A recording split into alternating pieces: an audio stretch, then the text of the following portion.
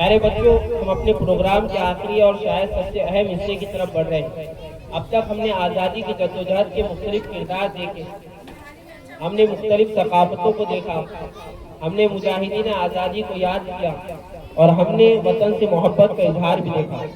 लेकिन अब एक सवाल है, क्या आज़ादी सिर्फ कुछ लोगों की कहानी है? क्या आज़ादी सिर्फ चंद मशहूर नामों तक महदूद है? क्या तारीख सिर्फ उन लोगों को याद रखती है जिनके नाम किताबों में लिखे गए?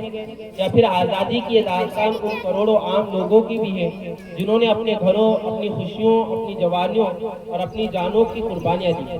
इसी सवाल को हमारे बच्चे एक खूबसूरत मकालमाती अंदाज की ग्रुप तकरीर के जरिए आपके सामने पेश करने जा रहे हैं। ये सिर्फ तकरीर नहीं होगी, बल्कि एक सवाल होगा, एक सवाल हम सब से, क्या आज़ादी सिर्फ कुछ लोगों की कहानी है? तो आइए तवज्जो के साथ सुनते हैं हमारे बच्चों की खुसूसी पेशकश। इस मकालमाती तकरीर के लिए मैं दावत देता हूँ अफीरा मरियम और उनके साथियों को।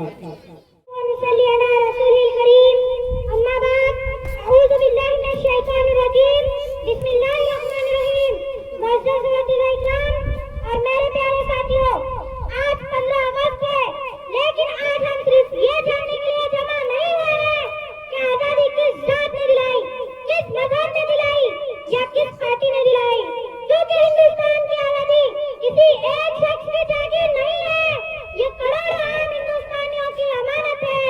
तारीख गवाह है हिंदुस्तान की आजादी की जद्दोजहद के लिए सिर्फ बड़े लीडर ही नहीं, बल्कि मजदूर भी थे, किसान भी थे, तलबा भी थे और खवातीन भी थे। तो फिर सवाल ये है, क्या हिंदुस्तान की आजादी सिर्फ कुछ लोगों की कुर्बानियों की कहानी है? नहीं, ये कहानी इन सब की है जिन्होंने अपने आज का कुर्बान करके हमारे कल को आजाद बनाया।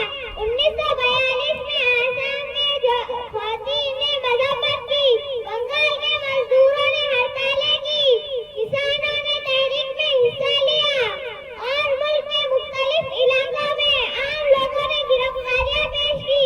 यानी आजादी के इस दास्तान में कोई एक चेहरा नहीं, करोड़ों चेहरे हैं।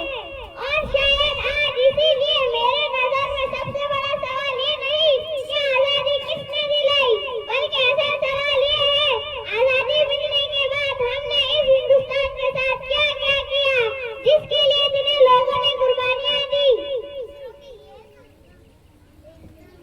मैं भी इसी सवाल का जवाब तलाश करना चाहती हूँ। अगर हम मजहब के नाम पर नफरत करेंगे, जात के नाम पर तकसीम हो, जबान के नाम पर लड़े और अपने ही हिंदुस्तानियों को दुश्मन समझे, तो क्या हम वाकई आजाद हैं? मेरे ख्याल में नहीं। आजादी सिर्फ यही नहीं होती कि हमारे मुल्क में गुलामी की जंजीरें टूट गई हो, आजादी ये भी होती है कि हम दूसरों को इज्जत से जीने का हक दे, किसी इंसान को उसके मजहब, जात, जबान या लिबास की वजह से कमतर न समझे। तो फिर आजादी का क्या मतलब है? मेरे लिए आजादी का मतलब इंसाफ, इल्म, एहतराम, मोहब्बत और इत्तेहाद। हमारे बुजुर्गों ने हमें आजाद हिंदुस्तान दिया। अब हमारी बारी है, हम इसे ऐसा हिंदुस्तान बनाएं जहाँ किसी की पहचान उसके लिए दीवार न बने, बल्कि हर इंसान दूसरे इंसान के लिए एहतराम बने।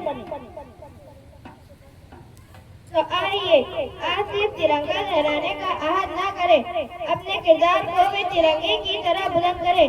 हम नफरत नहीं बांटेंगे, हम तआस्सुब नहीं फैलाएंगे और हम किसी की पहचान की वजह से नहीं तोड़ेंगे। और हम ऐसा हिंदुस्तान बनेंगे जहाँ सिर्फ तिरंगा आसमान पर न लहराए, बल्कि हर हिंदुस्तानियों के दिल में रहेगा। हिंदुस्तान जिंदाबाद। माशाअल्लाह, क्या ही खूबसूरत सवाल और शायद इस सवाल का जवाब हम सबके दिलों में मौजूद है। आज़ादी किसी एक शख्स की नहीं, किसी एक मजहब की नहीं, किसी एक जबान की नहीं, किसी एक रियासत की नहीं। आज़ादी हम सब की और इस आज़ादी की हिफाजत भी हम सबकी जिम्मेदारी। आज के दिन हम अहद करें कि हम अपने मुल्क की तरक्की, अमन, इत्तेहाद और खुशहाली के लिए अपना किरदार अदा करेंगे।